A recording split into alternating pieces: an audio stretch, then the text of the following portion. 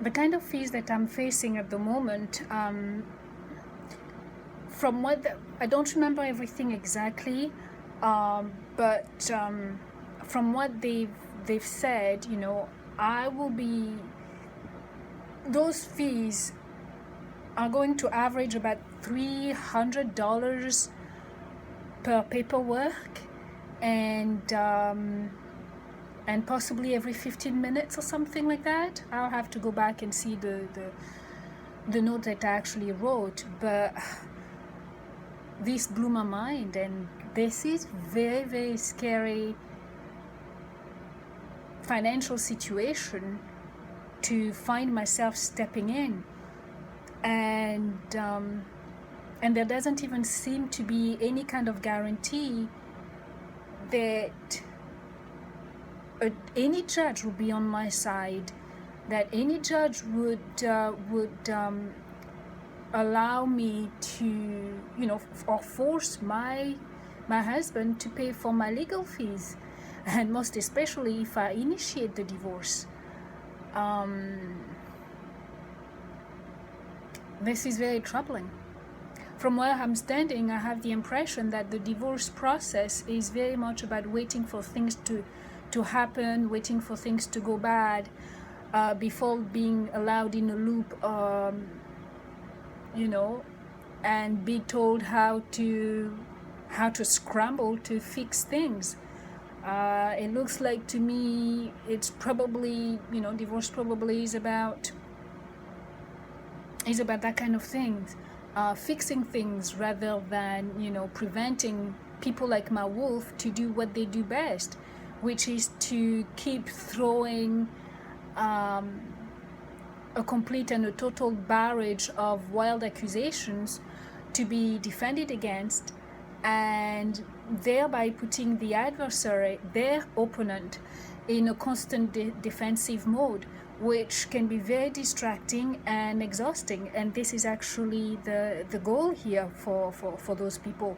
It is a brilliant technique because it serves to keep the opponent engaged in a false battle, in a battle of having to clear their names all the time, having to make sure they're innocent, defend their good names. This is the same thing my wolf has done to me in a marriage, constantly throwing at me wild accusations and defamation about my character traits, so that I would go on a wild goose chase. I think that's how they said, basically a ghost hunt. And like I said, it's a brilliant technique which really serves to keep the opponent engaged in a false battle to clear their name instead of concentrating on real issues. And this technique usually comes, because it's never on its own. It always comes with another barrage of constant lies and carefully constructed half-truths, which again, over time, shift the perception of everyone involved at the detriment of the target or the victim. And the longer this is allowed to go on, the easier it becomes for the narcopaths to introduce doubts. And the minute this starts working, this starts happening, people start responding to their charms and start rationalizing their actions. And me, myself, again, I've lived this situation often enough to know that there is a very, very little chance there is very, very little chance once this starts to escape the wrath or the anger of the unsuspecting, what I would call zombified flying monkeys. People that stay around those this kind of manifestation and this kind of manipulation, they become unwittingly, unknowingly, they become the flying monkeys of people like my wolf, because not a lot of people are aware of it. So I have to say, I'm kind of I am absolutely terrified to find myself paying a lawyer to ruin me and a lawyer who is potentially is going to start turning against me and looking at me funny too, and while I'm being forced into a position of weakness, helplessness, and humiliation all over again, with the added fact that this time it'll be publicly, it'll be in full public. It's horrible. And I know my wolf is going to relish the opportunity to see me dissolve in, in a puddles of tear and sweat and snot in front of people. I know he's not. He is going to be absolutely excited, and to know that his opportunity to wipe the floor of the courts with my body, he can't wait for that opportunity. This will be a wonderful victory for him, for everybody to be able to see him at play, because this is what they describe. Most of those people who have written books about dealing with narcopaths like my wolf in court is that such places to them is like a playing field. It's an opportunity. It's a grand opportunity for them to display their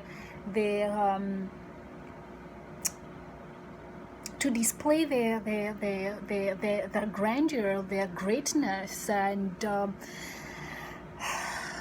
and have those people to give him, even more attention, and so he can manipulate even a bigger audience, and he can be the king of all of those people. People like him, they thrive, they live for that moment, to be able to. It's like the big showdown of the chess game that they've played all their lives. This is their grand moment to shine and to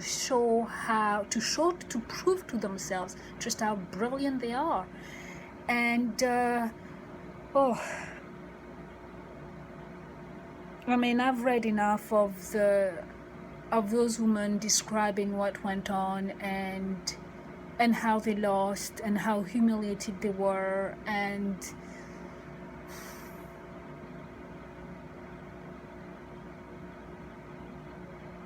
I'm scared. I have to admit, I am scared.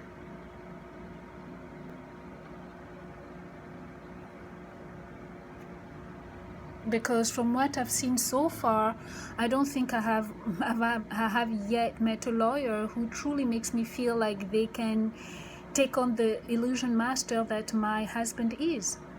The lawyer who gave me the books and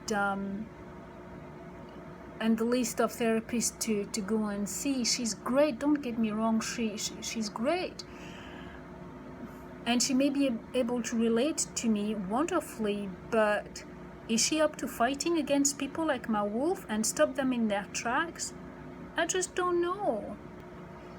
I really feel like this is just another part of my life where I just have to hope and pray.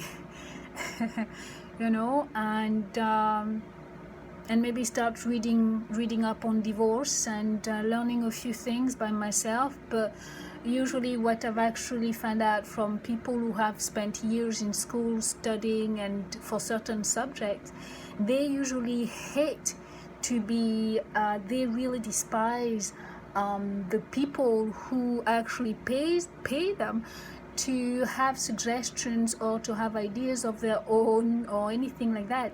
They hate it. And somebody like me, I usually, if I have an idea, listen, you're gonna listen. And I'm gonna say it. I'm not careful or smart or diplomatic enough to know how to sometimes put my own ideas forward, and I just don't know how I'm gonna handle all of this diplomatically, you know. It's just a nightmare. And in the meantime, until I find somebody, you know, that I feel is the right person and the right fit, and I'm gonna keep making a deeper hole, a bigger dent on my credit card. And like I said before, because of those debts that I'm starting to put on my, you know, incur, it'll be best for me to wait until I've cleared some of them before I can actually escape my wolf clause. One thing I would like to do is to be able to leave my home when you'll be out of the country and traveling. I think that'll be the best way, that'll be the best time for me to clear my house, because one of the things that I would like to do is to take furniture with me, at least a few of them, you know, things like bed, fridge, the table, the washing machine and dryer, things like that, so that I don't have to pay for those things myself, you know. It will be to help me set myself up in you know, in that new impoverished life. One thing that I did make sure of, I asked all of those lawyers if legally my husband could sue me for stealing, for taking our stuff without any kind of agreement, and all of them said no, because those things belongs to you as well, so you are entitled to take those things. So that was a big relief. But the other thing is, I am troubled because I don't know what I'll do with my daughter, because I'd rather, you know, clear the house, you know, yeah, clear the house, take all of those things when she's not around. I would rather if she wasn't home at all while I took those stuff out of the house, because I know that she'll be on her phone, you know, immediately telling her dad, and obviously from a twisted opinion of me, it's, you know, it's clear that she'll view me as a thief and a coward, and I just don't need that, you know. You know, I feel bad enough as it is. I just don't need that. So I'm gonna have to come up with something, a plan, to get her to stay away from the house for something like two entire days, something like that. And my head sometimes feel like it's going to explode with the amount of planning and the amount of thinking that I have to do just to take care of myself. Next week I have a few other appointments with other lawyers, and I want to ask them actually if I could initiate a divorce on the grounds of emotional cruelty, and if they were to say yes, another questions come to mind. I have to wonder how I'll be able to establish my abuse in court when I have no witness, and I've hardly spoken to anyone about this, actually to no one except my two neighbors. I haven't seen any kind of professional about this issue over the years in a sustained manner. I saw a couple of therapists years ago, and that was, didn't go well, because they just told me that I had a very low self-esteem. Others said that I had very low expectations. The other one basically just run me out of her office because I was so frantic when I told her that I discovered what my husband was and I needed her help and I really needed her to I was frantic, and she basically, pushed me out of the door. We did, I paid her for the full hour, and of the 30 minutes, I can't remember how long that was, and she didn't even finish the session with me. I started going not so long ago to a Christian free place where basically you can go anytime and speak to somebody. And they're not professional therapists, but they just listen to you and they give you advice and stuff like that. And the lady that used to do the sessions with me actually left, and since she's left, nobody has followed with me. And they even said that they were going to put me on a list for, I can't remember how they call it, for some therapy session, obviously, and it's been months and I haven't heard anything. So because I haven't, there hasn't been anything that is consistent. I just don't know if I can if I have a strong base to initiate a divorce on an emotional cruelty. I don't know.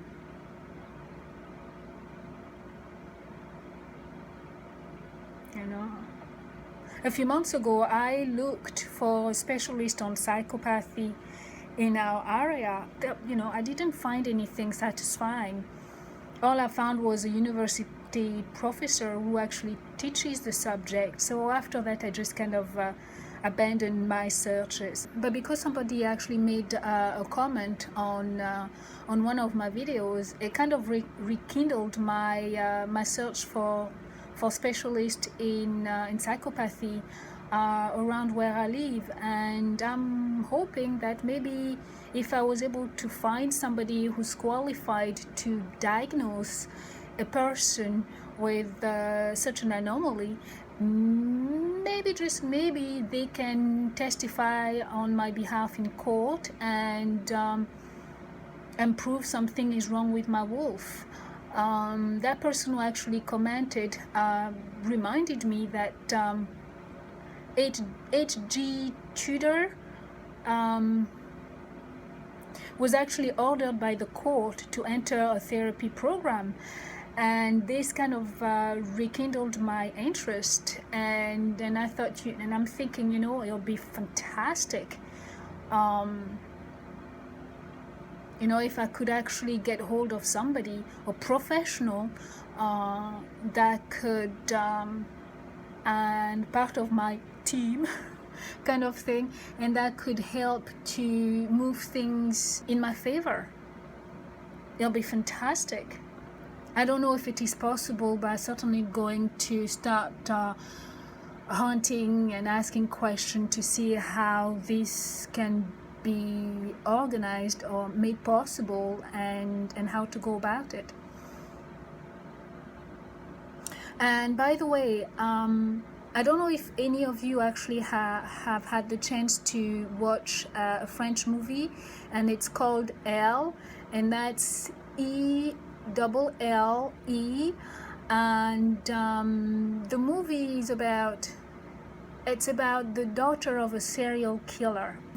Because of the results of her upbringing, she becomes this very cold version of a psychopath. She's very strong, determined, courageous, beyond normal, and oh boy, she's just so twisted as well. And at the end of the movie, myself, I just couldn't decide whether to feel sorry for her or feel repulsed by her. And I didn't know whether I should have respect for her or just think of her as just a really, really evil person. I didn't know what to feel. And it was very, very interesting, very thought-provoking. And the relationship she even had with her mother, although it appeared close on the surface, it was just as complicated. And somehow, for me, the connection I made with that movie is that I can see how my daughter can become this kind of person. And I can also see how our relationship can become like that woman in the movie, you know. We appear close, but actually there is no real true connection there. And I say that because I know my daughter. And I know that unlike her brother, she will not she will not make it easy for me to dismiss her or to keep her at bay kind of thing. She's not like that. My daughter has always been the kind of person who likes to keep her enemies very close, like super tight close. As a child, when other children displayed a resistance towards her, you know, because of our constant moving about, you know, traveling back and forth and going into those different places and having to start all over the place, she, you know, it was the first few weeks, the first month or so, there was always a child or two that would not want her around or will avoid her or would just not be her friend. She would act like, basically it was a case of, I like you and I'm going to make you like me, and fair enough, those kids will end up being buddy with her. And this ability of hers used to truly amaze me, really amaze me. And because of that, because of seeing her doing that all the time, it kind of made me question and reassess my way of dealing with people who actually display, you know, any type of dislike towards me, or, you know, anything that I didn't feel comfortable with, because my thing has always been a case of, I don't like this, I don't have to convince you that I am a good person, or I don't have to convince anybody of anything. I just don't have the time for that. You don't like me, bless you. You know what? You think of me, I'm being that person, and I think you're absolutely right, but guess what? I don't have to put up with it. Goodbye. You know, I'll be cutting those people off like nothing. And I've always done that. And seeing my daughter using such a different techniques, it kind of helped me question, you know, what I was doing, made me question and see that maybe I was too quick to cut people off. Maybe I didn't give people enough, you know, I just didn't give people the chance to either make amends or change their minds or things like that. And, you know, I kind of felt that in the long run I could be cutting the opportunities as well to make long-lasting friendships if I was to constantly weed out people in such a way. Seeing her display that thing that she did, you know, kind of was helping me. But because of how our lives have evolved, I now look at that talent of hers or that ability of hers with a lot of suspicion, because obviously to me she has been tainted by her father, and I can see how this ability of hers can be used to gaslight other people and to seduce other people.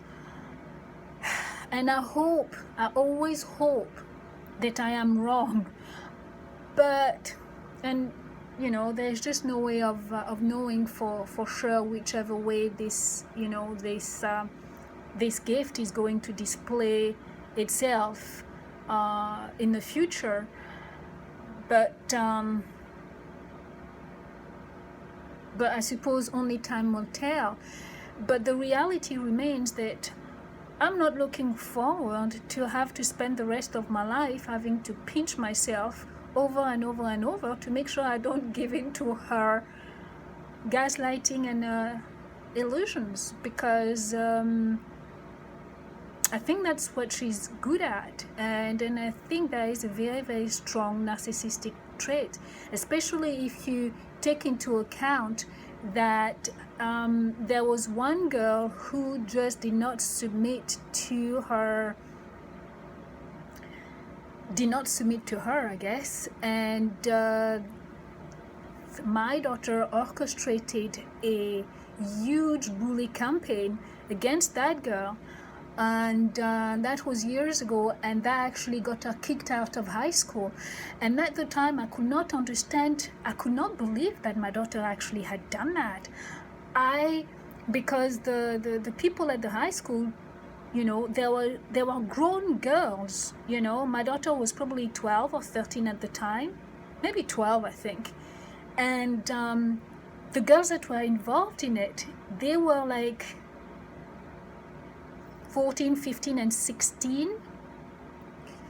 And they had gone basically and printed out papers and plastered them all over the school, which were saying very nasty things about that girl that they gang up against. And every single one of them, those girls, when they actually got caught and were interrogated, the headmaster actually told me, they all said that my daughter was the ringleader. She was the mastermind behind this. I couldn't believe it. I wanted to deny the whole thing. You know, she was the youngest. How could she? I didn't get upset with my daughter. I just, you know, I didn't even, it was just mind-blowing, because I know she has had a few problems with that girl before, and but now looking back, with everything that I'm discovering and how my perception of who my children are, or who I think my children were, and my perception of how I was raising them, and was totally a complete and a total, you know, just like the rest of my life. I was planting seeds, I was raising children, I was doing certain things, and all of that was not even based in reality, and the foundations were already rotten, and they started rotting long before I even realized it. And there is the fact that they are you know, they are natural product of a psychopathic father. So you know, sometimes you can't escape certain things because, you know, it's in your blood. So I don't know. And this is why, you know, you hear me over and over, for most of you who have followed my videos, I keep saying, I look at my child, I look at my children, I go back now, you know, a few years back, and I remember certain things, you know, and now I'm able to see them in a whole new light. And when I say I have to be very careful of my children, I truly mean that. I truly mean that. You know, as we're going to move in the future, as I'm going to grow older, and they are going to become even stronger, and, you know, and more under their father's grip, I really have to be wary of them. It brings me no pleasure to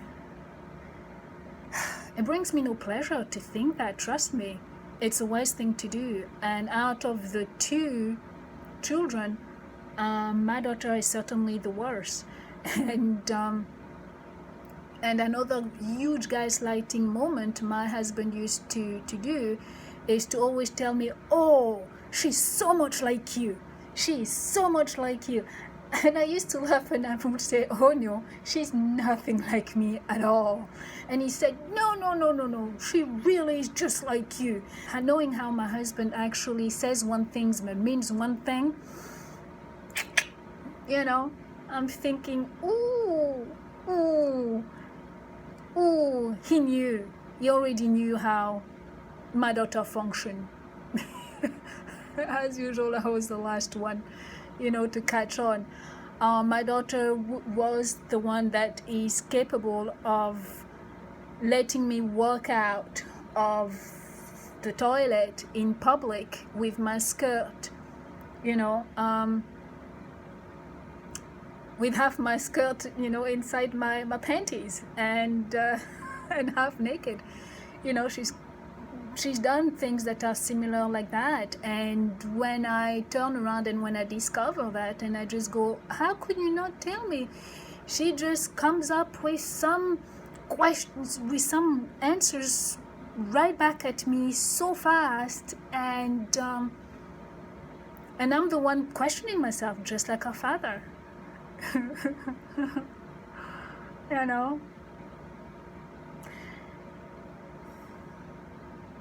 Anyway, we'll see. Only time will tell. I wish I could come up here and really say that I have hope for my children. I really do. But I think only a huge miracle of some sort will have to happen. It will not